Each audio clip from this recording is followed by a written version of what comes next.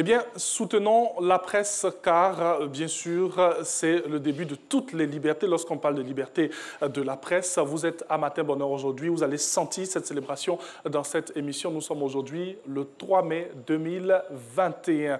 Bonjour à tous et bienvenue dans Matin Bonheur. Donc, allez, pour le programme d'aujourd'hui, vous aurez fitness, motivation, instant vérité, la thématique du jour avec investissement et sans oublier Matin Bonheur qui nous fera voyager entre Abidjan et Yamoussoukro. Dans quelques instants, vous aurez la météo, la couleur de ce temps qui est en train de changer depuis 5 heures du matin. Et ensuite, bien sûr, il sera en notre compagnie Régis Kofi. Allez, c'est parti.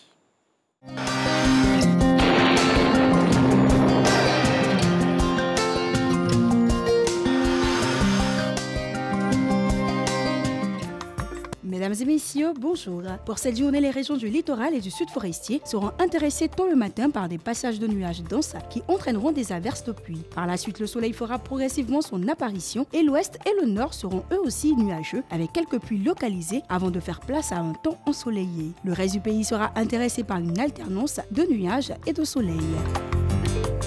Passons aux variables. Le mercure affichera 24 degrés à Bengourou, 26 à Abidjan, Adiaké et Bondoukou, 25 à Boaké, Bouna et Bundiali, 25 à Daloa, 26 degrés à Dimbokro, 25 à Gagnoa, 24 degrés à Guiglo, 26 degrés à Korogo, 24 à Mont, 26 degrés à Odiene, San Pedro et Sassandra, 25 à Soubré, 26 degrés à Tabou, 24 à Tchassalé et Touba et enfin 25 à Yamoussoukro.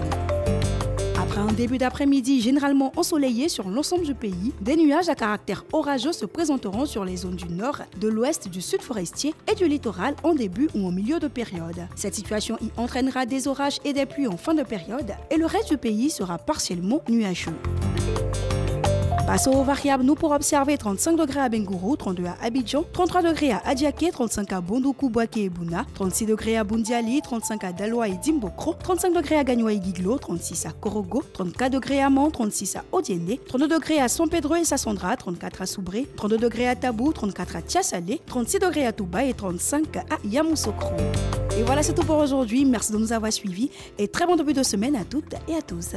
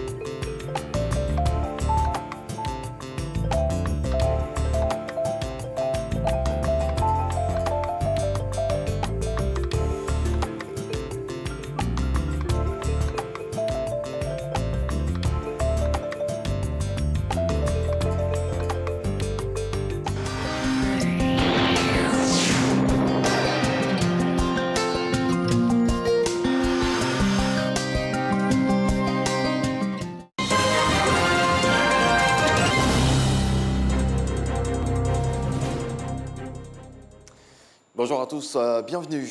La 4e réunion du comité de suivi et évaluation du traité d'amitié et de coopération entre la Côte d'Ivoire et le Burkina Faso s'est achevée ce vendredi à Abidjan. Les questions de sécurité, économie et relations internationales, entre autres, ont été passées en revue. La rencontre s'est soldée par la signature d'un rapport conjoint. Le point de Moussa Konaté. 4e réunion du comité de suivi et évaluation du traité d'amitié et de coopération entre la Côte d'Ivoire et le Burkina Faso. Après 2 jours de travaux, les experts ivoiriens et burkinabés sont arrivés à des conclusions, au nombre desquelles.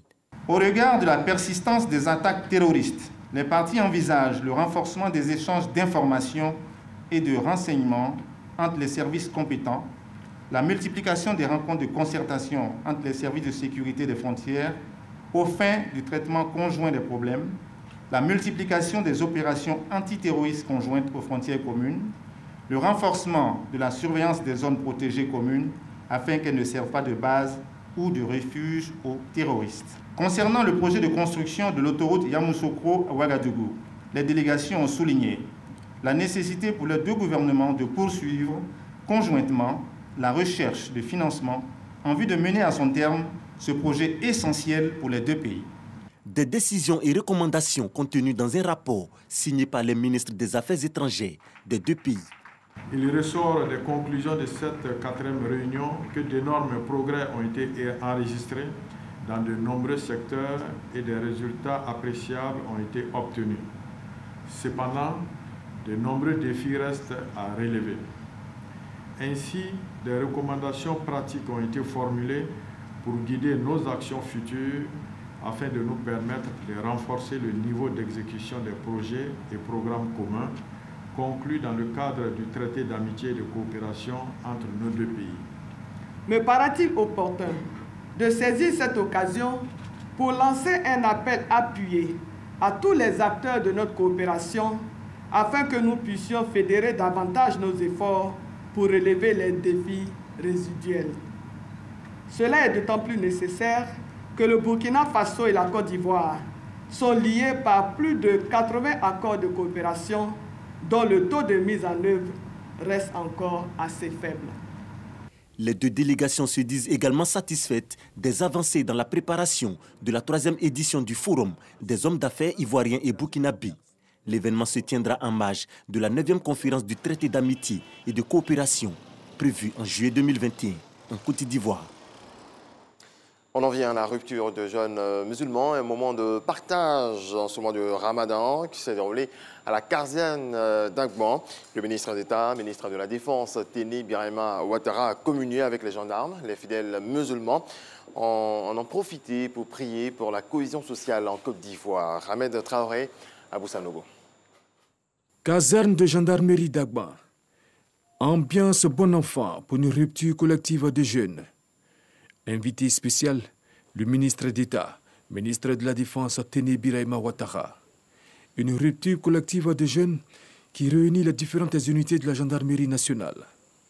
Véritable moment de partage, de solidarité et de cohésion pour renforcer davantage les liens entre les gendarmes et leurs tutelles et avec les frères des autres communautés religieuses.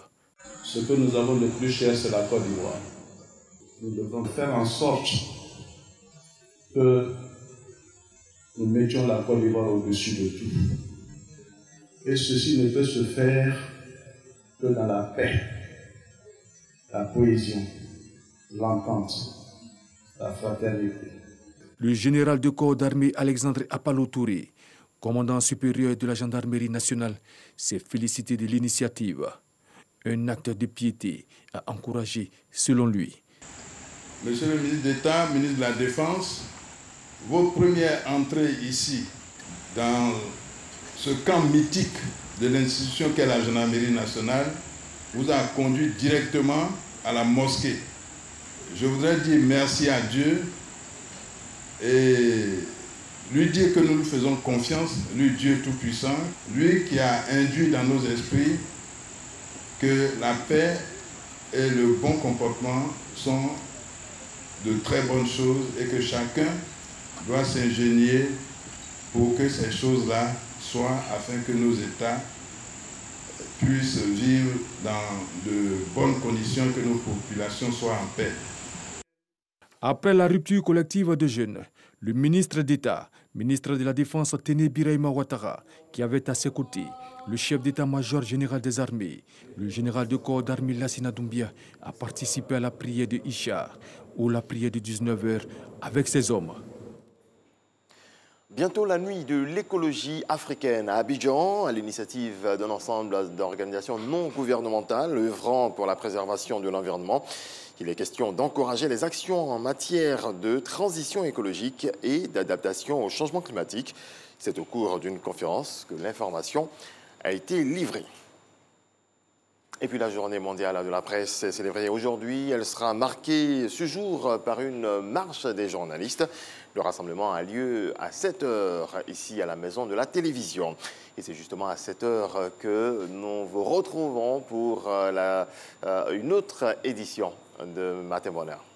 Merci beaucoup à Régis. Voilà, que nous allons retrouver, il a dit. Ce sera bien sûr tout à l'heure pour encore vous permettre de planer avec toutes les informations d'ici et aussi d'ailleurs. Allez, vous suivez Matin Bonheur sur RTI 1. On vous retrouve avec beaucoup de plaisir et surtout de bien entamer cette semaine avec vous. Une semaine que nous vous souhaitons agréable. Allez, la suite donc, c'est Matin Bonheur vous réveille, qui nous amène dans la capitale politique de la Côte d'Ivoire. Allez, plus précisément dans le quartier de Nanam, avec ce jeune Christian, chargeur de produits vivriers de Yamoussoukro. Ça fait 10 ans qu'il fait ce métier et ça fait 10 ans qu'il le fait avec beaucoup de plaisir. Et pour lui, se lever très tôt le matin et contribuer à l'approvisionnement en produits vivriers d'Abidjan est un véritable bonheur. Allez, on part dans Matin Bonheur vous réveille à Yamoussoukro avant de revenir ici à Abidjan pour la suite.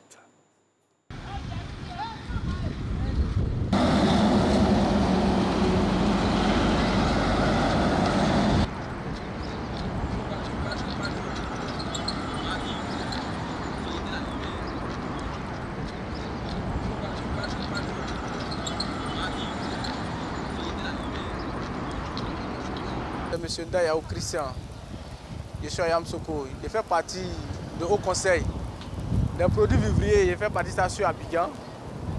Donc la personne qui est à Yamoussoukro, qui a produit vivrier, qui a un bagage pour aller sur Abidjan, il me fait signe. Je viens d'arriver au boulot. Je vais porter mon gilet.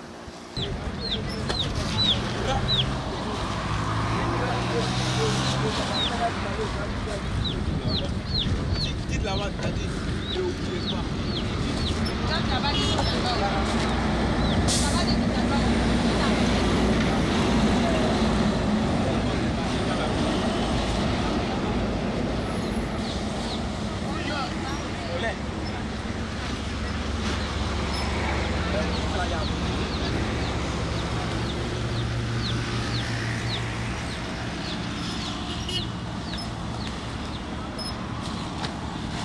Il vient à peine d'arriver ici.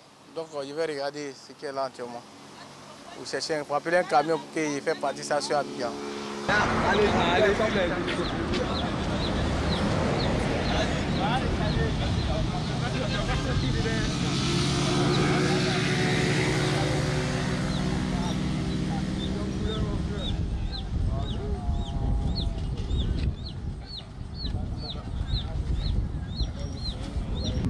je suis à un élément. Mes frères, il y a d'autres qui sont élèves, il y a d'autres qui sont maçons. On vient faire ça d'abord, ils sont. Et dans ça, on vient d'ordre. Il a fait gaffe à tout ça.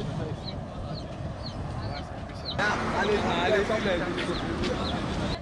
c'est les tomates. Tomates.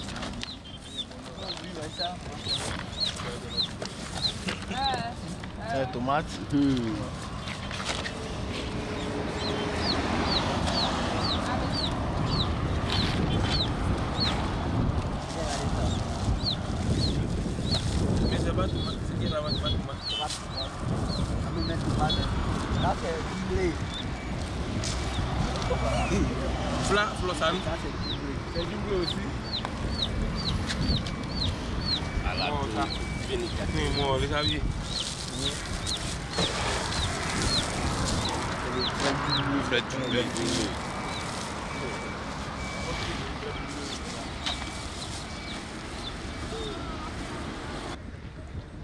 C'est les femmes qui envoient les bagages là. J'ai fait Logodougou. Logodougou, moi, j'ai fait là. Je paye les mangues pour envoyer à Abidjan pour aller vendre. Des fois, je paye bananes, papaye. Donc, tout ce qui est comme fruits, je paye pour envoyer à Abidjan. Christian, c'est un petit frère à nous, cherche camion pour nous, cherche nos bagages. Vieux père Christian, c'est mon vieux père. Moi, j'ai un petit de pain baoulé. Je suis venu à côté de lui. Il m'a appelé de venir l'aider un peu. C'est pour ça que je suis venu l'aider. Vous êtes déjà chez la vieille mère. C'est ce que ma vie. À Yamoussoukro. En face des stations dans la chaîne. Ouais. Faut pas compliquer. La vraie vie aller, il y a des marchandises qui sont à Abidjan. Ils viennent en face des stations de chaîne, on voit ici, à chaque filière. Ils viennent son bras de pied. N'importe quel bras qui va aller sur Abidjan. Les déménagements aussi, on peut faire la faille. Voilà, de retour donc dans notre studio. Eh bien, juste pour vous dire qu'après, nous serons ici à Abidjan. Ne vous inquiétez pas, il y a déjà une autre équipe positionnée qui nous attend pour prendre le relais dans quelques instants. Vous suivez donc Matin Bonheur pour ceux qui viennent de nous prendre en marche. On commence la semaine avec vous. On est à Yamsoko dans Matin Bonheur. Vous réveille en compagnie de ce jeune chargeur de produits vivriers, des produits vivriers en direction donc d'Abidjan. Ils sont nombreux comme ça à se réveiller très tôt le matin pour faire bien sûr cette activité comme celui que nous avons vu tout à l'heure. Ensuite, c'est l'actualité avec la revue de presse.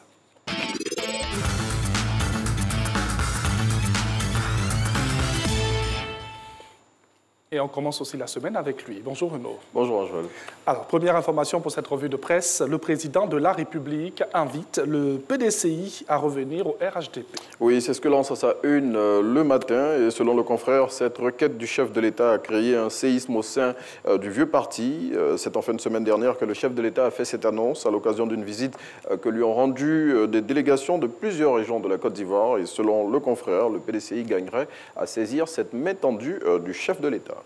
Et oui, laquelle main tendue bien du président de la République au PDCI pour un retour dans la famille des eaux-fouettistes. Jean-Louis Billon réagit. Oui, et pour ce faire, l'ex-ministre du Commerce a indiqué qu'Houphouët-Boigny, dont le RHDP se réclame, n'a créé et connu qu'un seul parti. Il s'agit du PDCI-RDA et à cet égard, en croire ce baron du parti, c'est plutôt le RHDP qui doit revenir au PDCI si tant est qu'il se réclame de la philosophie du père fondateur de la Côte d'Ivoire moderne. Plus de précisions dans le Nouveau Réveil.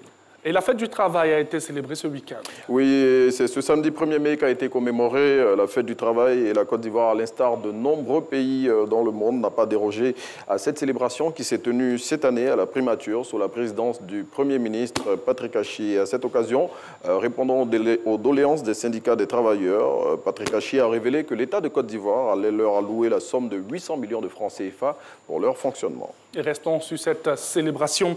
Donc, les syndicats des travailleurs attirent l'attention du Premier ministre sur les difficultés du moment. Oui, et notamment sur les coupures récurrentes d'électricité observées ces dernières semaines et qui ont concerné pour certaines l'ensemble du territoire national. Et au cours de cette cérémonie qui s'est tenue avec un nombre restreint d'invités en raison de la Covid-19, le Premier ministre a donné des assurances concernant cette question et a assuré que l'État de Côte d'Ivoire prenait toutes les dispositions pour apporter une réponse pérenne à cette situation. Une note triste, mais un bel hommage tout de même aux soldats décédés pendant la dernière attaque de Kafolo. Oui, et à l'instar de ce qui avait été fait pour leurs frères d'armes tombés avant eux à Kafolo, les 3 soldats morts lors de la dernière attaque du poste de Kafolo le lundi 29 mars ont été honorés ce samedi au camp Gallieni en présence du ministre d'État, ministre de la Défense Téné Birahima, ainsi que des ministres Vagondo Diomandé, Konan Kouadio-Bertin ou encore Miss Belmond Dogo. Et à cette occasion, les 3 disparus ont été élevés au rang de chevalier dans l'Ordre national du mérite à titre posthume selon le Patriote. Et on change de sujet. Des proches de Laurent Gbagbo ont regagné Abidjan ce samedi. Oui, ils étaient 6 et au nombre desquels on comptait Koné Katinan, ex-porte-parole de Laurent Gbagbo, Damanan Adia Di Picasse ou encore Koudou Jeannette, la sœur cadette de l'ex-chef d'État. Le quotidien Le Temps propose dans son numéro de ce lundi 3 mai 2021 les temps forts de ce retour en Côte d'Ivoire des pro-Gbagbo qui, selon lui, annoncent le retour de l'ex-chef d'État en Côte d'Ivoire. Retour en Côte d'Ivoire de Laurent Gbagbo. Donc, on reste sur le sujet, les choses se précisent. Oui, tout à fait. Après le retour d'exil ce week-end de 6 de ses proches, Laurent Gbagbo est plus que jamais aux portes de la Côte d'Ivoire, selon Soir Info. Et à ce sujet, le confrère indique qu'une délégation de l'aile du FPI fidèle à l'ex-chef d'État a été reçue ce vendredi par le Premier ministre Patrick Achi pour discuter des modalités de son retour en Côte d'Ivoire. Le confrère révèle aussi que le PDCI-RDA et son président sont très impliqués dans cette affaire, au point où Henri Konan Bédié a mis en place un comité d'accueil composé de cadres du vieux parti afin d'aider aux préparatifs du retour en Côte d'Ivoire de l'ex-chef d'État. Plus de précisions dans Soir Info. Parlons à présent de la célébration de la Journée mondiale de la liberté de la presse, célébrée donc aujourd'hui 3 mai. Oui, et à cette occasion, les journalistes de la Côte d'Ivoire vont se retrouver ce matin ici à la RTI, d'abord à l'entrée de la Maison Bleue, d'où partira une procession dans les rues de la commune de Cocody. Ils reviendront ensuite au stade de la haute fréquence, dans la cour de la télé, où ils feront des déclarations en présence du ministre de la Communication, des Médias et de la Francophonie, M. Amadou Koulibaly. À noter que le thème de la Journée mondiale de la liberté de la presse cette année est fait l'information comme bien public. Et aussi, ce samedi, une conférence de presse a été animée par le procureur de la République. Oui, et au cours de cette rencontre avec les médias, Adou Richa a fait le point de plusieurs affaires pendantes devant son cabinet. Il a évoqué notamment les dossiers de l'attaque de Ndotré dans la nuit du 20 au 21 avril par des hommes armés et celui de la désobéissance civile et du complot contre l'autorité de l'État au lendemain de la présidentielle d'octobre 2020. Et à ce sujet, le procureur de la République a révélé que toutes les personnes impliquées dans la décapitation du jeune Nguessan Kofi Toussaint le 9 novembre 2020 à Daoukro ont été mis en prison. Allez, on va terminer cette revue de presse avec du sport. Les présidents de la FIFA et de la CAF seront en Côte d'Ivoire à compter de ce mardi. Oui, Gianni Infantino et Patrice Motsepe vont séjourner en Côte d'Ivoire pendant 2 jours. Et sur les motifs de cette visite en terre ivoirienne, Soir Info indique que le patron de la CAF vient en Côte d'Ivoire pour faire la promotion du championnat panafricain interscolaire qu'il a initié. Concernant le patron du football mondial, le confrère révèle qu'il est en mission pour Didier Drogba auprès des autorités ivoiriennes. Affaire à suivre donc. Yes. Merci Renaud. Merci. Et puis excellente journée. Et on espère aussi peut-être te retrouver tout à l'heure pour la marche. On y sera avec toute la grande famille des médias. Ok. Commencez, nous on arrive. Il n'y a pas de problème. Dès qu'on finit l'émission, on aura le temps de venir.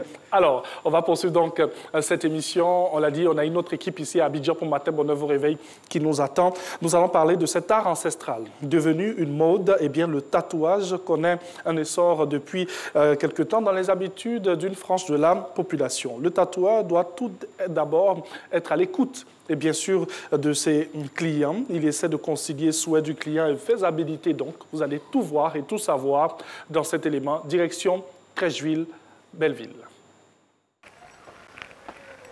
Ouais, c'est Chanamouf. Ah, pour les tatous, ok.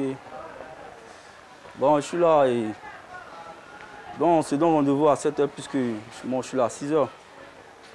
À 7h. Ok, il n'y a pas de souci.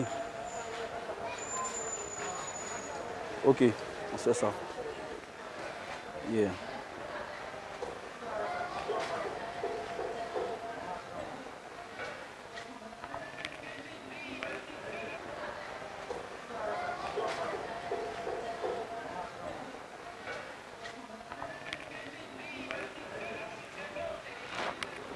Les 6h du matin, voilà, c'est l'heure où tous les commerçants arrivent, tous ceux qui boulottent. Et moi, je suis un tatoueur, donc c'est mon heure. Je suis là, 6h, pile. Voilà. En même temps, on fait tout ici, hein, la musique, le rap, hein, le cinéma. Voilà, pour tous ceux qui veulent se tatouer tranquille. Voilà, on est là. Voilà, le stand est là, le stand est ouvert. Voilà, tranquille, pépère. On fait toujours juste le métier. Voilà, artiste tatoueur, artiste cinématique, artiste calligraphe, artiste sérigraphe.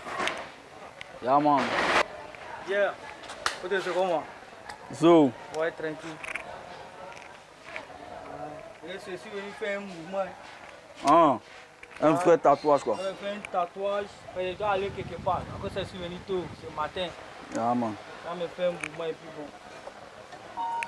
Puis après. Ok, pépère, tranquille. Le jazz ici, c'est comment même? Ouais, le jazz c'est bon. Hein. C'est qu'elle sûr, on est là, on est calé comme toujours. Voilà. Tout compte fait, il te fait ton mouvement tranquille quoi. Voilà, il te frappe un vrai mouvement, Twitch Lang. Ah, jazz ici il y a longtemps. Mais c'est comment, j'espère que la route n'a pas trop fatigué hein, pour retrouver le coin. Ça même tu connais. Voilà, donc là, tu fais le truc là tranquille, tu fais un vrai tatouage, tu vois. Voilà, tout se passe ici. Voilà.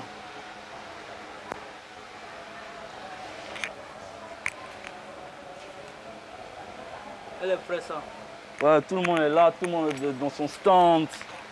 Tout le monde est là, Violence est là. Lil Wayne, a.k.a. Kileb Kido est là, Biko est là, Mandiadio est là. Tout ça, c'est des tatouages. Ici, c'est la rue, c'est la maison, c'est le carrefour de ceux qui veulent se faire du bon tatouage. Voilà, nous ne sommes pas des tatouages ambulants, nous sommes dans la réalité de l'art. Yeah, man. Ah, regarde les gars, lui c'est mon tatoueur, Chanamouf. Yaman. Le meilleur tatoueur. Voilà, tout ce qui est sur moi là, c'est lui. Sans lui, il ne me tatoue pas. Voilà, c'est ça même. Ça n'a pas long. Donc les gars, venez, c'est ici là. Tout ce que vous voulez par rapport à tatouage, venez ici. C'est la famille. Comme ça, il a fait le dessin, ça a repassé dessus, bien sûr. Ok, sans souci.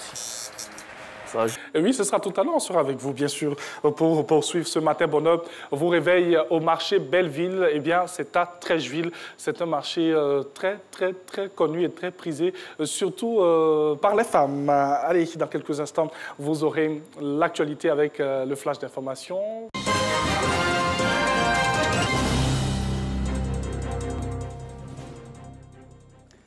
Bonjour à tous, c'est un nouveau coup dur pour l'armée nigérienne. Selon des sources sécuritaires, au moins 15 militaires ont été tués samedi 1er mai dans une attaque menée par des hommes armés dans la région de Tawa, à 500 km au nord de Niamey.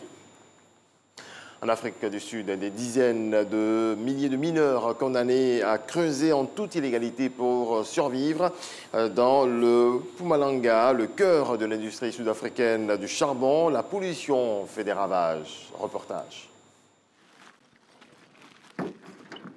Leurs silhouettes se découpent dans le crépuscule à l'entrée d'une mine désaffectée. Mineurs illégaux, ils descendent à la nuit tombée dans les puits abandonnés parce que plus assez rentables, pour gratter les restes de charbon. En Afrique du Sud, on les appelle les Zamazama, ce qui veut dire en zoulou ceux qui essaient encore et encore. Zamazama, ça veut dire qu'on essaie d'extraire ce charbon. On n'essaie pas, on y arrive. Il est là, on le sort. On devrait nous appeler des mineurs artisanaux. Bongin Kosi a 31 ans et cela fait plus de 10 ans qu'il creuse pour survivre. Ce charbon, il le vend à un prix dérisoire, moins de 30 € la tonne. Cette nuit-là, en 12 heures de travail, il ne gagnera que 15 €.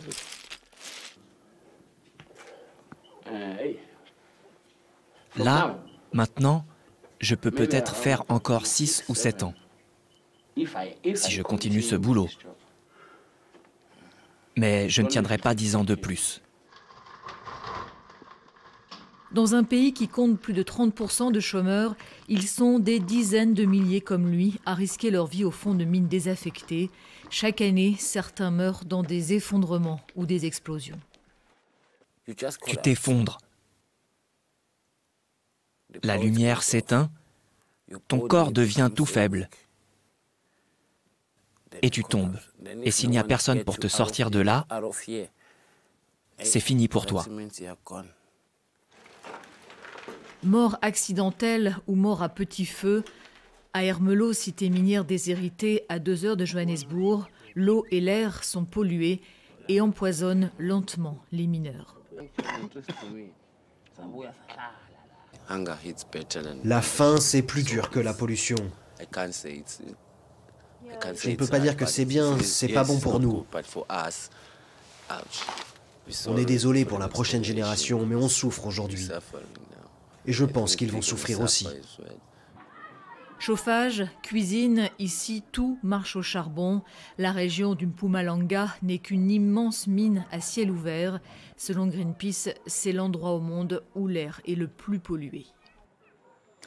Une découverte heureusement inhabituelle. La police de Houston a eu la surprise de trouver plus de 90 personnes entassées dans une seule maison d'un quartier résidentiel de cette ville du sud-est des États-Unis. Il s'agirait d'un trafic de migrants selon les enquêteurs. Les autorités soupçonnent que l'habitation se soit transformée en cluster Covid-19, certains résidents ayant perdu l'odorat ou souffrant de fièvre ou de fortes toux. Et parlant justement de Covid-19, depuis vendredi, tous les adultes peuvent se faire vacciner dans une grande partie des Outre-mer. L'objectif, atteindre le plus vite possible l'immunité collective. Réaction. Au début, j'étais contre, mais c'est vrai que comme je vis avec mes grands-parents, donc je préfère prendre une précaution en fait. Je suis venue parce que c'était possible et puis c'était juste pour être tranquille, puis parce que c'est la seule manière pour qu'on s'en sorte. Les gens se donnaient bonne excuse qu'ils n'avaient pas l'âge pour ne pas se faire vacciner. Mais maintenant, tout le monde peut se faire vacciner, hein. Il n'y a pas de raison d'évoquer l'âge maintenant. Donc je pense que c'est une bonne chose pour qu'on puisse atteindre le plus vite possible l'immunité collective. Et le maximum de gens vaccinés, ce sera le mieux pour nous. Ben, je sais pas, je pèse le pour et le contre. Pour l'instant, il n'y a pas d'avantage, quoi. Pour moi, c'est un peu inconnu. Je sais pas les effets secondaires ou quoi, donc pas envie de prendre de risques, quoi. Voilà, c'est tout pour ce 7h. Un excellent début de semaine à vous.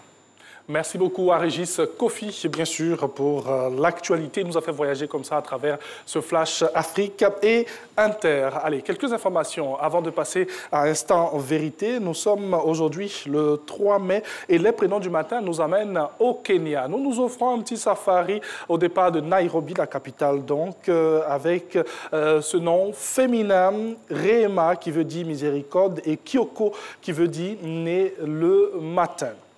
Merci à la réalisation pour cette belle carte du Kenya. Aujourd'hui, c'est la journée mondiale de la liberté de la presse. Eh bien, c'est une journée qui a été instaurée par les Nations Unies en décembre 1993. Et cette année, le thème retenu pour cette journée mondiale est l'information comme bien public. Et dans un message de Audrey Azoulay, directrice générale, bien sûr, de l'UNESCO, eh bien, il faudrait attirer l'attention sur le rôle essentiel des médias et laisser les journalistes faire le travail comme il se doit et surtout les protéger dans l'exercice de leurs fonctions. Chez nous, en Côte d'Ivoire, l'UNJCI voudrait apporter sa petite touche et mettre l'accent sur les fake news. Et oui, nous devons tous lutter contre les fake news. Sa science à elle, bien sûr, c'est la vérité dans ce bel instant qu'elle nous offre tous les lundis matins. Aujourd'hui, le thème transport, où sont les associations des consommateurs? Invité, un visage bien connu, M. Mansa Soumaoro, porte-parole de l'Autre-ci, association des usagers de transport et des réseaux routiers de Côte d'Ivoire. Instant vérité avec la très discrète et percutante Gabrielle Zani.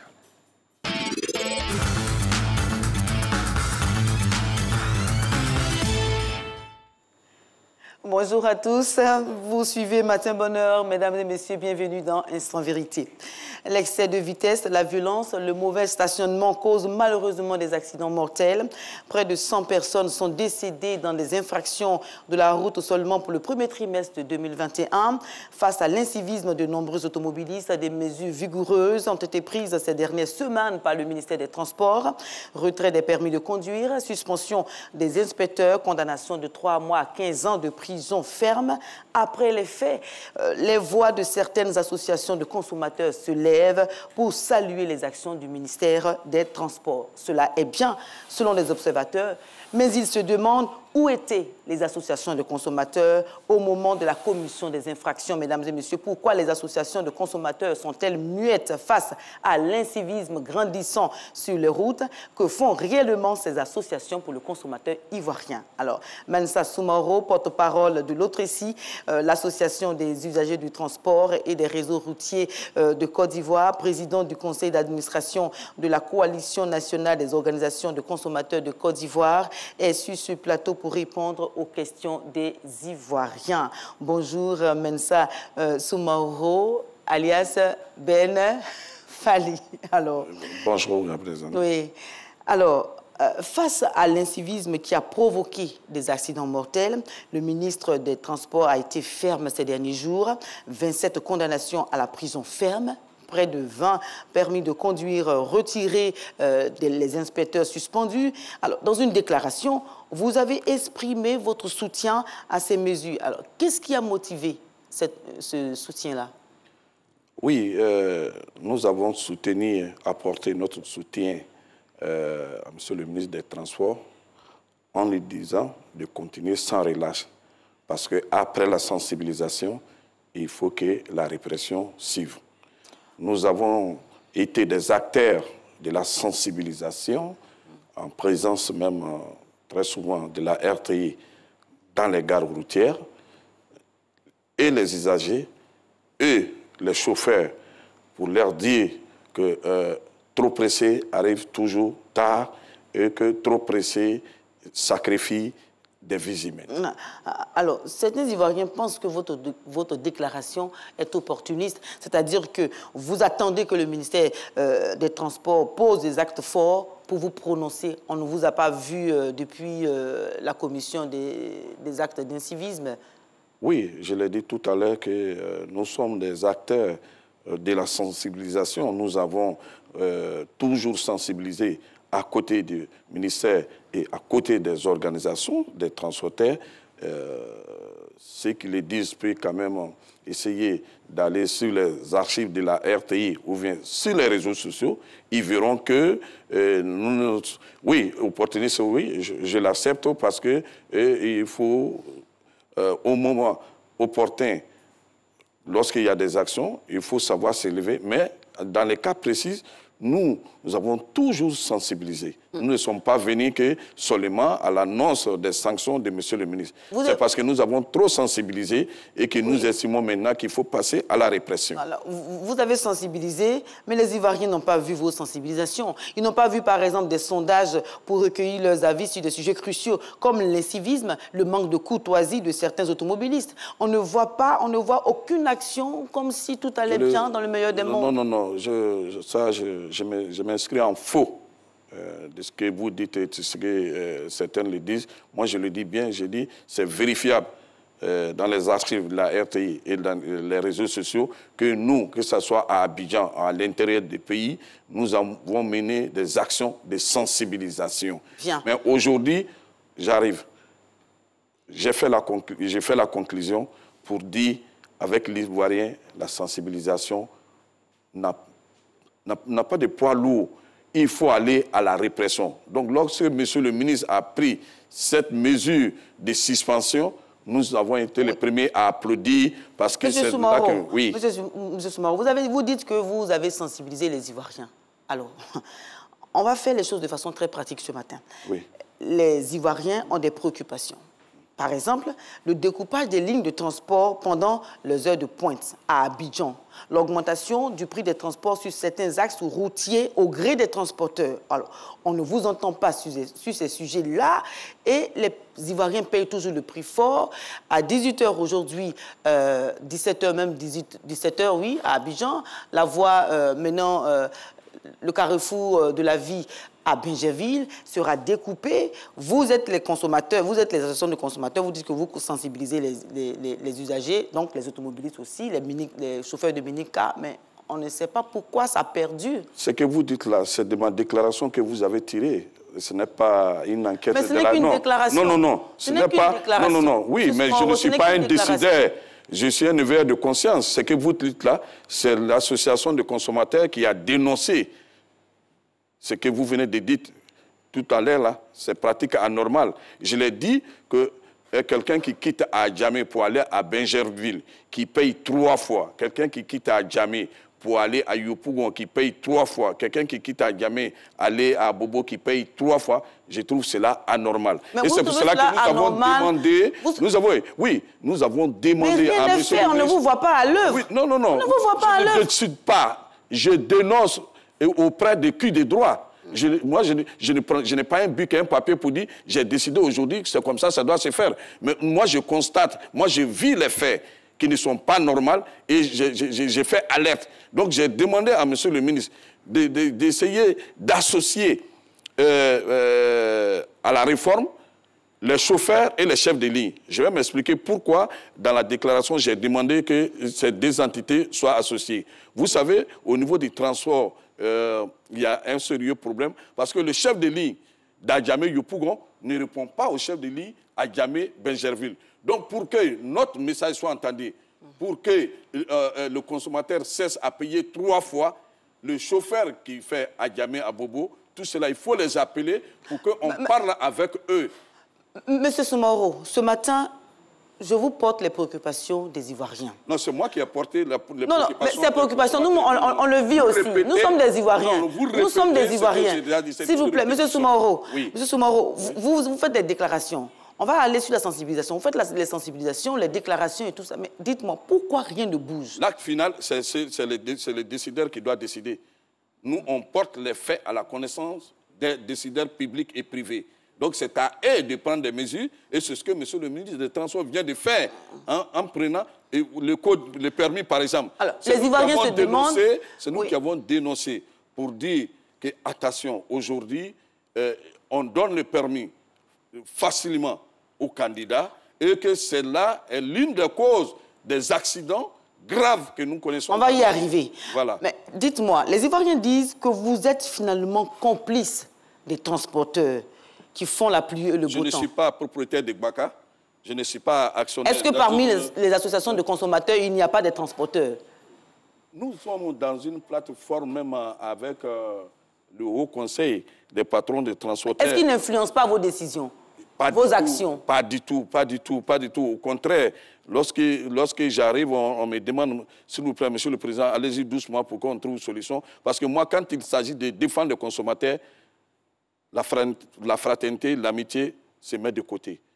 Je ne parle que des intérêts des consommateurs. Et après cela, les autres liens, on peut les entretenir. Alors, un autre point, c'est les permis de conduire qui sont vraiment, qui coûtent cher finalement à l'usager, même si tout s'accorde à dire que c'est 100 000 francs CFA, mais on sait qu'après, pour passer le code, pour passer ceci, il faut donner de l'argent, il faut faire des pauses, on ne comprend pas. Expliquez-nous, vous êtes dans le domaine... Non, avant de parler du coût, dans la facilité à laquelle on donne le permis, c'est de ça, dans un premier temps, qu'il faut dénoncer. Parce que quelqu'un qui n'a pas appris le code de la route, qui débourse de l'argent, et je suis même contre la distribution des bons de permis que les hommes politiques font.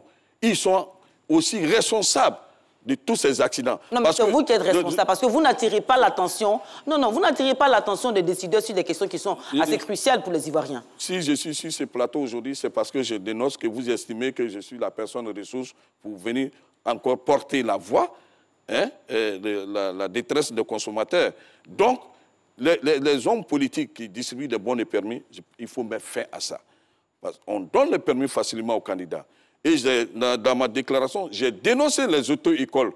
J'ai demandé à monsieur le ministre pour que les auto-écoles, aujourd'hui, qu'il n'y a que des magasins qui n'ont pas de matériel adéquat pour former. Avant d'arriver aux auto-écoles, alors dites-nous, on a fini avec le permis de conduire, il y a la visite technique aussi qui coûte également très cher, et ça vous le savez très bien. Alors, les Ivoiriens en parlent, mais il y a comme une sorte de mafia dans le secteur qu'on n'arrive pas à casser. À votre avis, pourquoi? Expliquez-nous pourquoi on n'arrive pas à casser cela. Dans ce même studio ici, il y a, je crois, 6 ans, j'ai dit que même si votre véhicule quitte la maison mère, vous venez passer la visite technique.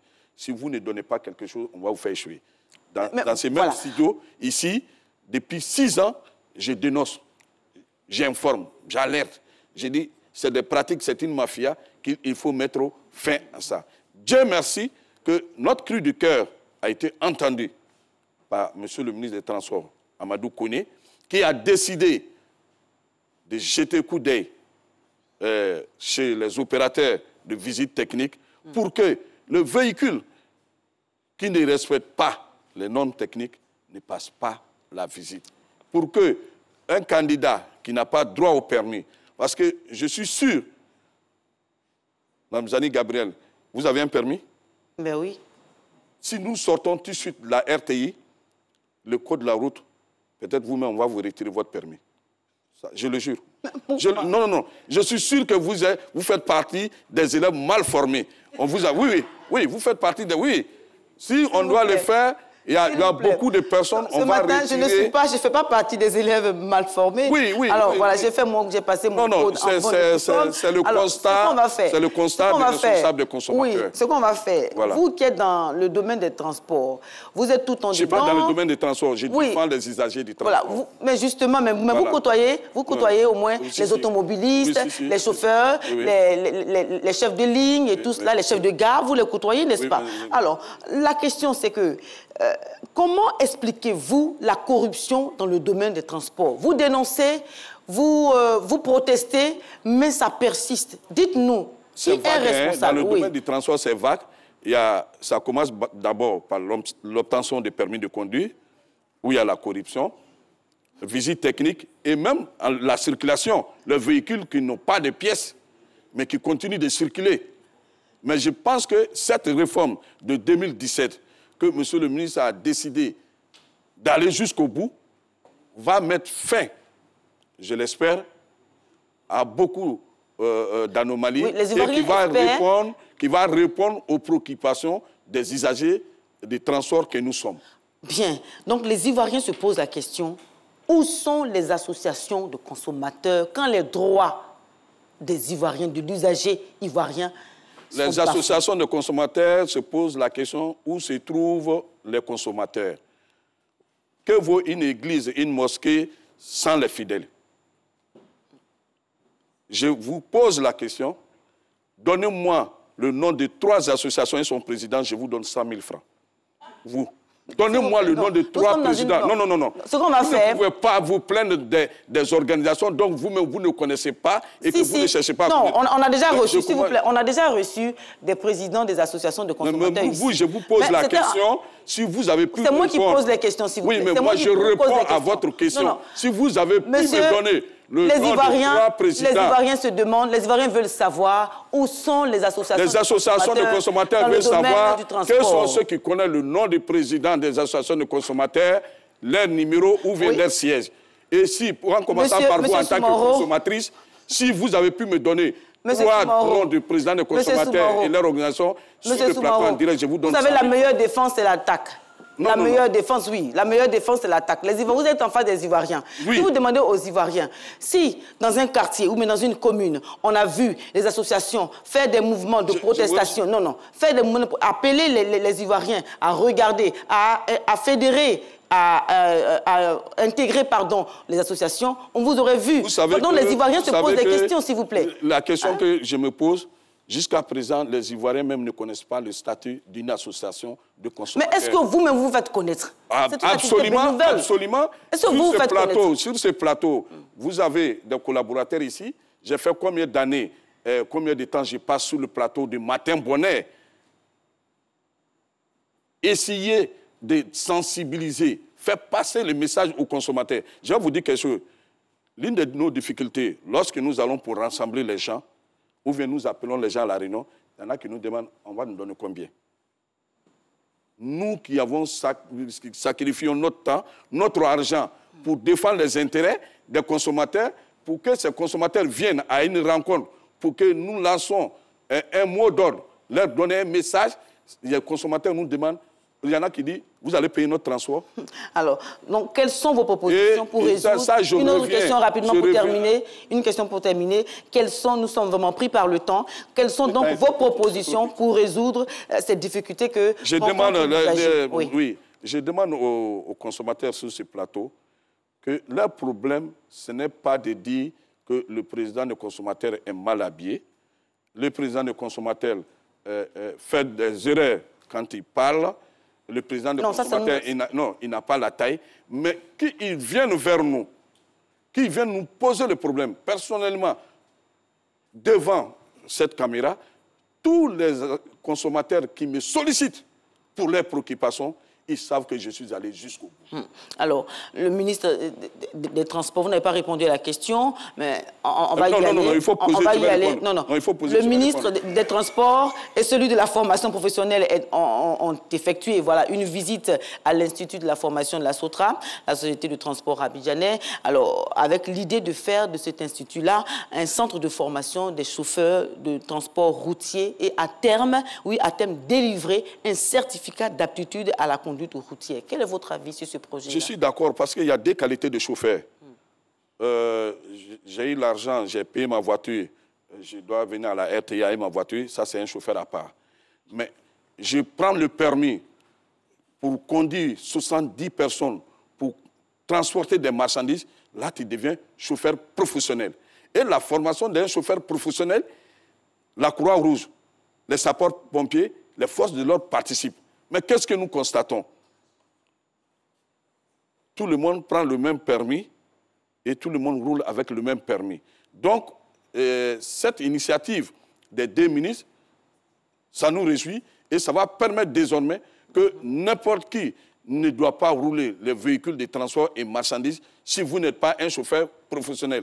Et j'ajoute qu'il faut que les gens y pensent à assurer aussi une retraite aux chauffeurs pour qu'en conduisant, ceux-ci puissent avoir la tête tranquille. Donc, il faut leur donner un statut. Un statut qui va leur permettre d'avoir une retraite. Et dans la réforme, un chauffeur où le patron demande de faire 3 fois Abidjan-Bouaké par jour entre nous. Est-ce que ces patrons aussi ne sont pas responsables des accidents?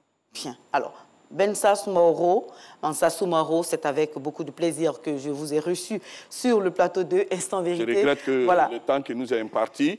J'aurais souhaité qu'on revienne sur ce plateau pour parler de la charité de la vie. Oui, justement parce que ça fait partie des préoccupations aussi. Mais parce que de couper les lignes de transport chaque soir, ça fait partie de la charité de la vie. Je vais parler de façon générale sur le marché aujourd'hui. Oui. La charité, on en parlera. Il faut qu'on en parle. Mais on en parlera. Il faut essayer d'augmenter le temps parce que... Bien, vos préoccupations seront prises en compte. Alors, Bensassou Moro, c'est avec beaucoup de plaisir, je le rappelle, que je vous ai reçu sur le plateau de Sans Vérité. Je rappelle également que vous êtes le porte-parole de l'Autre-ci, l'association des usagers du transport et des réseaux routiers de Côte d'Ivoire. Vous êtes aussi le président du conseil d'administration de la coalition nationale des consommateurs, des organisations de consommateurs de Côte d'Ivoire. SOS Vichère. SOS Vichère, merci pour vos éclairages sur ces sujets préoccupants. Voilà du domaine des transports en Côte d'Ivoire, mesdames et messieurs. C'est donc la fin de Instant Vérité. Restez avec nous. Matin Bonheur continue avec Angeval. Nous sommes de retour dans Matin Bonheur, juste après Instant Vérité, en compagnie de Gabriel Zani, oui, qui a eu un invité tout aussi percutant qu'elle, voilà, Monsieur Massa Soumoro, de l'Association des usagers du transport et des réseaux routiers. Il en est le porte-parole, et cette association s'appelle l'Autre-ci. Allez.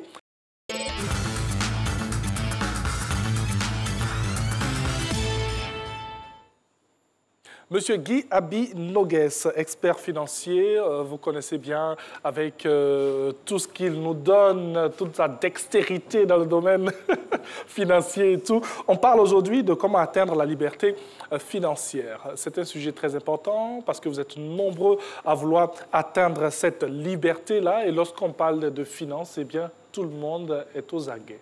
C'est vrai. C'est vrai. Bonjour, Monsieur Guy Abi. Bonjour, Thierry. Vous allez bien? Très bien, merci. Alors, comment est-ce qu'on peut définir, avant d'entrer dans le vif même du sujet, la liberté financière?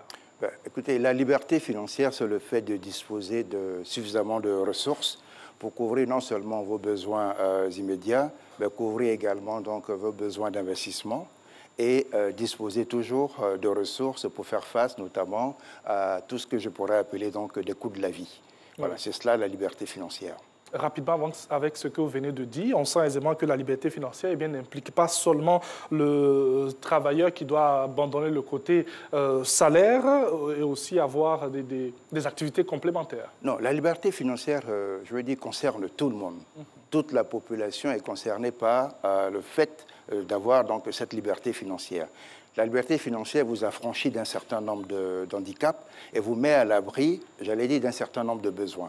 Et donc, cela concerne tout le monde, cela concerne toute la population et cela concerne, j'allais dire, toutes les couches de la population. Que vous travaillez dans l'informel, que vous travaillez dans le milieu formel, que vous êtes salarié, entrepreneur ou pas, il est important pour vous d'avoir un plan. J'allais dire un plan d'investissement pour pouvoir vous affranchir et donc jouir de cette liberté financière. Alors, dites-nous, quels sont les avantages concrets à opter pour la liberté financière? Eh bien, quand le salariat nous garantit un salaire fixe et régulier, chaque fin du mois, on sait qu'on a ce qu'il nous faut. Il faut dire que la liberté financière va au-delà même du salariat. Vous savez, le salariat n'est qu'une étape de cette liberté financière. Pourquoi? Parce que lorsque vous disposez donc d'un salaire, avec ce salaire, vous allez faire face à vos besoins personnels, vous allez éventuellement faire face à vos besoins d'investissement, et puis vous allez donc mettre certainement de l'argent de côté pour pouvoir donc faire face à ce que j'appelais tout à l'heure les coûts de la vie. Mais est-ce que ce salaire sera suffisamment donc j'allais dire, important pour vous, pour pouvoir faire face à tous vos besoins d'investissement? À supposer que vous ayez des projets, par exemple, construire une villa, une résidence principale, ou construire donc un bien que vous comptez mettre donc en location, est-ce que vous avez suffisamment donc de moyens pour pouvoir le faire? Certainement que vous allez donc vous tourner vers une banque pour prendre un prêt et pouvoir donc réaliser cela, ben vous voyez très bien que vous êtes lié par un contrat avec une banque et cela ne vous affranchit pas parce que vous n'êtes pas encore, j'allais dire, pas suffisamment de ressources pour pouvoir vous affranchir et donc jouir de cette liberté financière. Donc la liberté financière va au-delà du fait de disposer d'un salaire. Le salaire n'est qu'une étape dans ce processus-là. Alors, mais dites-nous, de manière générale, est-ce que l'environnement socio-économique que nous avons même chez nous en Afrique ou même en Côte d'Ivoire favorise-t-il l'éclosion d'activités visant à la liberté financière? Oui, oui, vous savez, quel que soit donc le milieu économique dans lequel vous opérez, que l'on soit en Côte d'Ivoire, que l'on soit donc quelque part dans la sous-région ou même en Occident, il vous faut mettre en place tout simplement, j'allais dire, ce que j'appelle un plan d'investissement. Et quand vous mettez un plan d'investissement en place, cela vous permet de vous discipliner par rapport donc à vos habitudes financières, par rapport à l'engagement que vous prenez sur certaines dépenses que vous comptez donc faire, et vous vous débarrassez de toutes les dépenses que je pourrais qualifier donc d'inutile. Et à partir de cet instant-là, vous avez une autodiscipline qui se met en place et vous gérez donc au mieux les ressources financières dont vous disposez. L'idéal pour vous, ce serait donc d'arriver non seulement à couvrir vos besoins personnels, mais également à pouvoir donc réaliser des investissements dans un futur proche ou dans le futur et toujours disposer de revenus. Mais si vous n'arrivez pas à ce stade-là, vous ne jouissez donc pas de cette liberté financière. Et donc la liberté financière, c'est un processus que vous construisez, que vous devez vous-même de construire.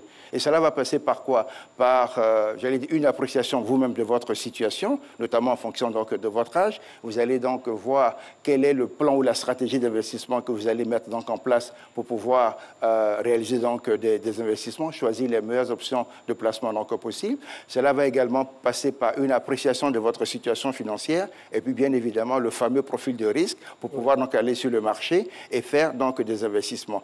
Quand vous avez fait tout cela, qu'est-ce qu'il reste à faire? Il va falloir maintenant que vous regardez vos objectifs. Quels sont les objectifs que vous avez? Est-ce que vous vous battez pour avoir cette liberté financière, notamment pour faire face à l'éducation de vos enfants ou pour réaliser je veux dire peut-être un bien immobilier? En fonction de tout cela, vous savez combien d'argent vous devez donc disposer pour pouvoir entrer donc dans ce processus-là. Et cela est très important. Ce que vous êtes en train d'évoquer là peut s'apparaître comme le plan d'investissement. Est-il nécessaire pour démarrer, bien sûr, ce processus d'investissement-là? Exactement, c'est absolument nécessaire.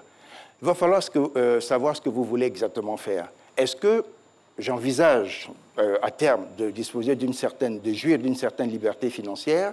Est-ce que j'envisage donc à terme d'être indépendant, par exemple, vis-à-vis du système bancaire, ne pas à chaque fois me référer au système bancaire pour pouvoir réaliser donc des choses, si cela est possible? Donc dans ces conditions-là, vous devez donc construire et bâtir un plan d'investissement, à partir même de votre salaire.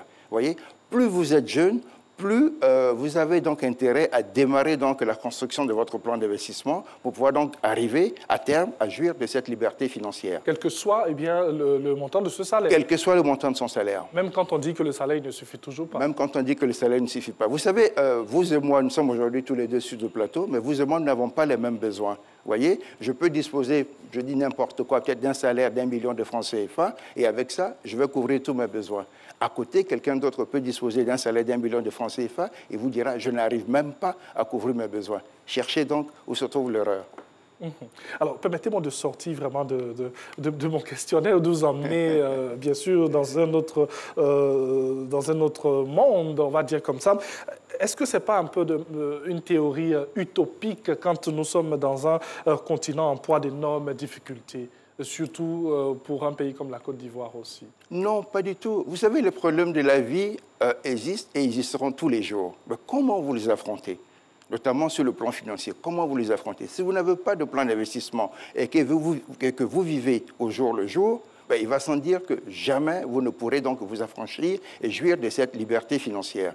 Même si vous êtes dans le domaine de l'informel et que vous réussissez donc à bâtir ne serait-ce qu'un petit plan d'investissement et que vous vous en tenez à ce plan d'investissement pour arriver donc à terme à jouir d'une certaine liberté financière, il va sans dire qu'effectivement à terme vous allez jouir de cette liberté financière. Nonobstant vos revenus, parce que cela, si vous avez peut-être un revenu, je ne sais pas, d'un montant de 500 000 francs ou d'1 million de francs CFA, parce que vous êtes dans le secteur de l'informel, vous pouvez donc estimer que ce montant-là me suffit pour pouvoir réaliser un certain nombre de choses. Vous voyez? Donc, Cela dépend évidemment du profil donc, de l'individu donc, en question.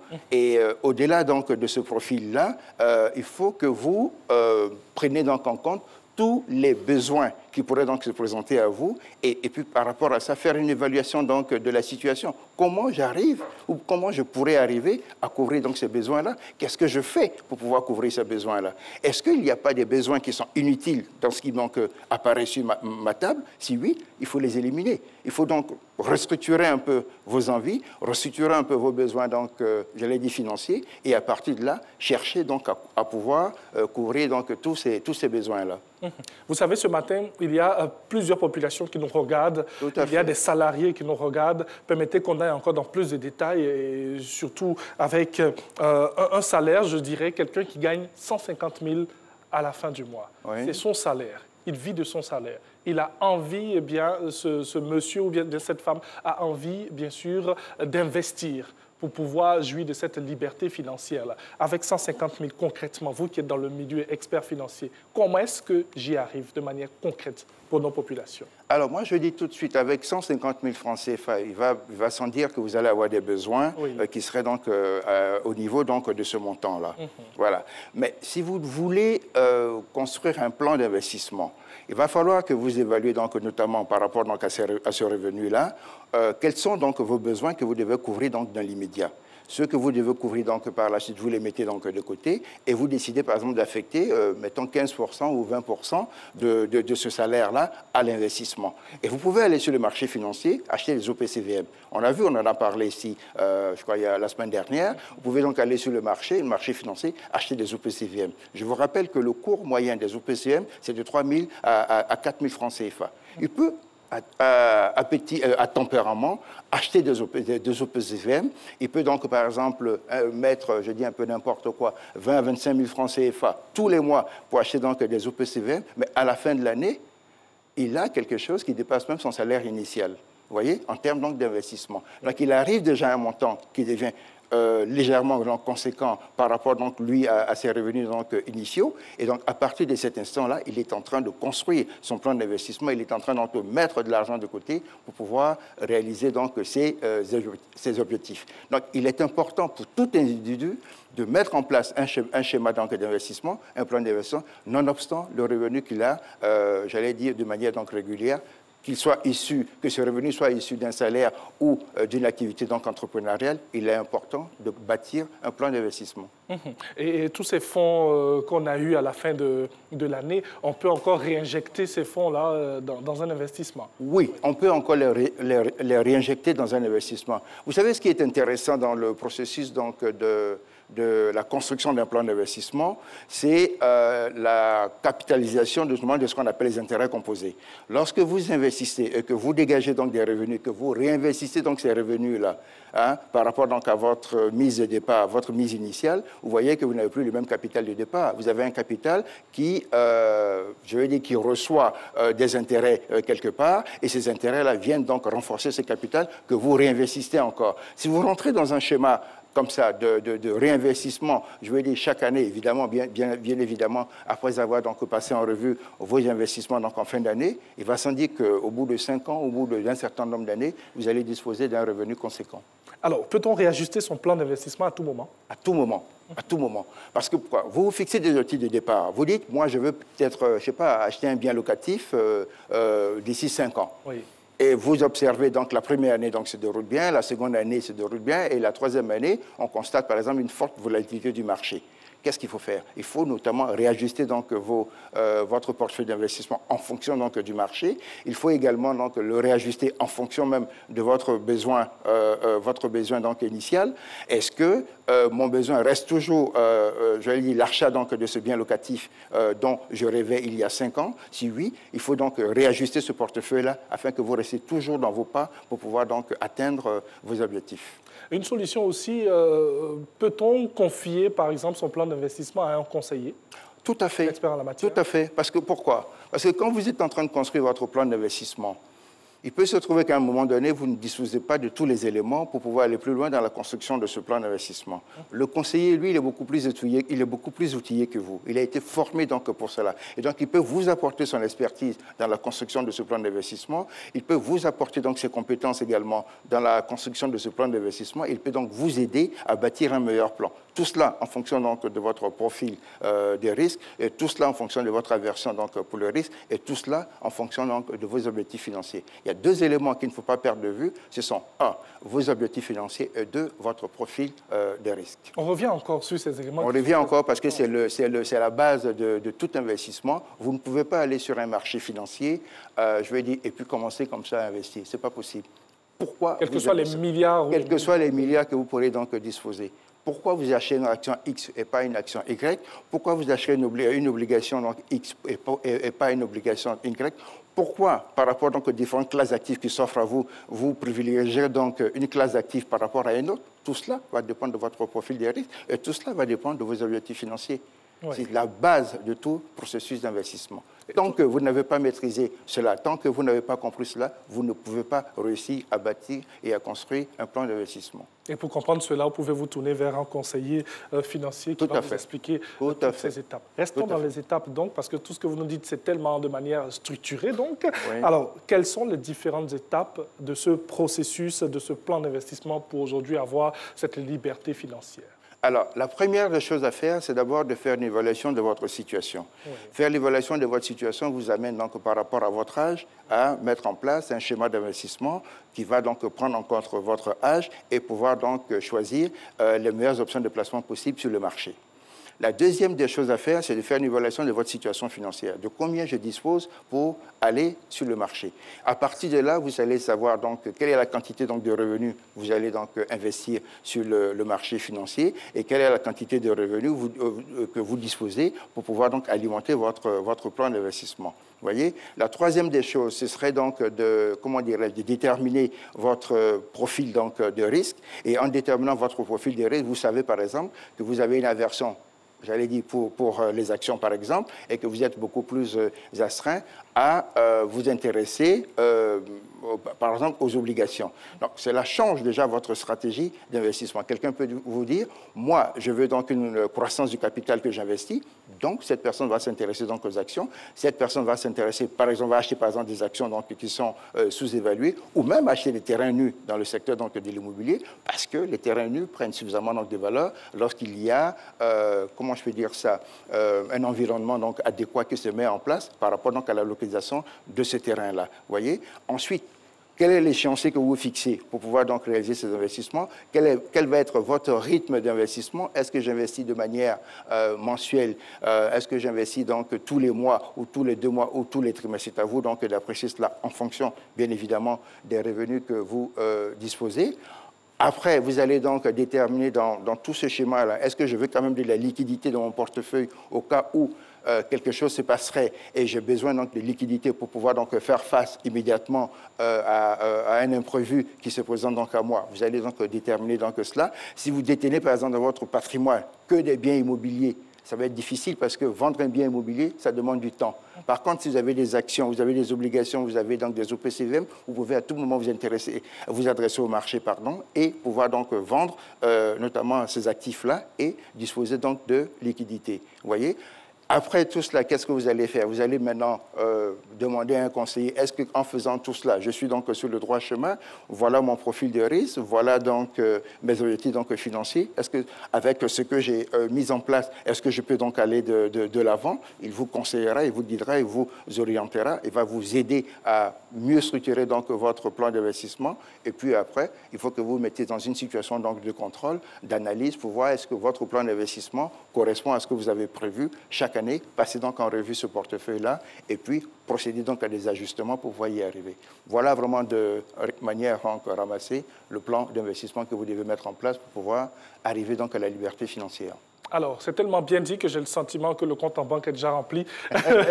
Mais il faut avoir la volonté de se lancer. Votre avis sur la peur de se lancer? Parce qu'il y en a qui disent, moi j'ai un bon salaire, j'ai ce qu'il faut à la fin du mois, j'ai pas envie de m'emmerder, j'aurai le temps de faire ce que je veux, parce que ça c'est trop de bavardage, c'est trop lourd. La peur de se lancer, votre avis là-dessus? Je trouve que c'est une grosse erreur. Oui. Je trouve que c'est une grosse erreur parce que quel que soit les niveaux de salaire que vous avez, que vous soyez, même si vous êtes employé ou que vous êtes entrepreneur, il peut se passer quelque chose au niveau donc, de l'économie qui va faire que vous pouvez donc perdre votre salaire ou bien que vos activités en tant qu'entrepreneur prennent un coup. Qu'est-ce que vous allez faire dans ce cas-là?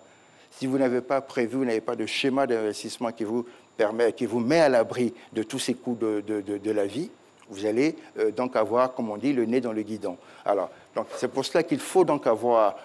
Il ne faut pas avoir de peur, il faut simplement avoir de la volonté de construire donc ce schéma d'investissement parce qu'on veut arriver, on veut jouir de cette liberté financière, il faut le faire très tôt. Et même si vous n'avez pas pu le faire pendant que vous commencez donc à travailler, à un moment donné, vous en prenez conscience que vous décidez donc de le faire, il faut donc le faire en ce moment-là. Il ne faut pas du tout avoir peur de se lancer dans un processus d'investissement. Bien au contraire, j'encourage tout le monde à pouvoir donc bâtir un plan d'investissement.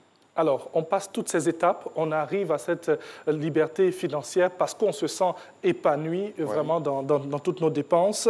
Alors, comment gérer au mieux pour pouvoir ne pas tomber dans certaines erreurs ou surtout, ou peut-être comment ne pas, quelle erreur ne pas commettre, par exemple? Alors, l'erreur à ne pas commettre, il ne faut pas tomber dans l'euphorie. Vous voyez, lorsque vous arrivez donc à cette liberté financière, il va falloir maintenant que vous gérez donc de manière donc régulière, de manière donc quotidienne, tout ce patrimoine que vous avez réussi à bâtir. Il faut vous assurer que tous les éléments composant donc votre patrimoine, notamment, j'allais dire, sont en place.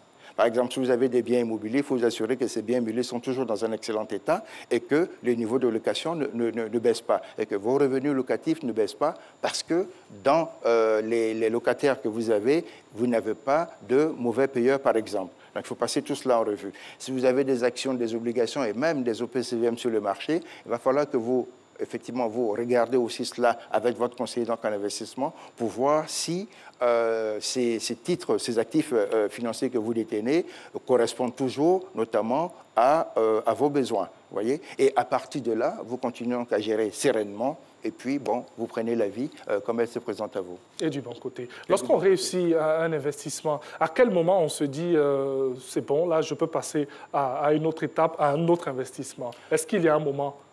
Le moment, c'est vous qui le décidez. Okay. Le moment, c'est vous qui le décidez. Si vous estimez que, par exemple, avec, je dis un peu n'importe quoi, avec 20 ou 25% de retour sur investissement au bout de 5 ans, au bout d'un certain nombre d'années, et parce que ce retour sur investissement vous permet donc de combler vos objectifs financiers, vous pouvez donc en ce moment-là réaliser votre objectif financier et puis passer à autre chose. Passer à autre chose, vous mettre encore dans un autre challenge pour, par exemple, les années donc à venir.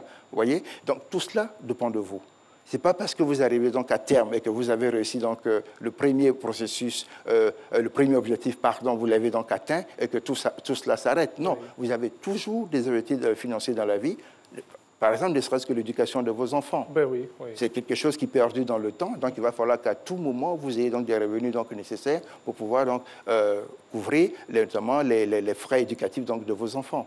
Voilà, donc vous comprenez que ce schéma, ce processus d'investissement ne peut pas s'arrêter. Bien au contraire, vous devez simplement réajuster votre portefeuille d'investissement pour prendre en compte ces éléments-là qui deviennent à un moment donné très lourds, notamment dans la gestion quotidienne de vos engagements donc, financiers et pouvoir donc donner le meilleur donc, de vous-même. Et quand on se lance, on n'a pas envie d'en sortir. Et quand on se lance, on n'a pas envie d'en sortir parce qu'effectivement, on commence à gagner de l'argent, parce qu'on commence réellement donc, à être indépendant, parce qu'on commence également à couvrir donc, ses objectifs financiers, parce qu'on peut donc réaliser un certain nombre de choses et parce que, bon, on commence réellement à jouir de cette liberté financière. Sujet tellement intéressant, on a envie de poursuivre, mais il est presque l'heure et on va terminer dans quelques minutes seulement. Qu'est-ce qu'on peut retenir à la fin de tout ce que nous venons de dire sur le plan d'investissement, sur la liberté financière, sur toutes les actions à mener pour pouvoir atteindre cette liberté-là? Qu'est-ce qu'on peut dire? Alors moi, je voudrais inviter de manière solennelle toutes les Ivoiriennes et tous les Ivoiriens, tous ceux qui résident ici en Côte d'Ivoire et même dans l'UEMOA, à pouvoir donc se lancer dans un processus, à mettre mettre en place un plan d'investissement.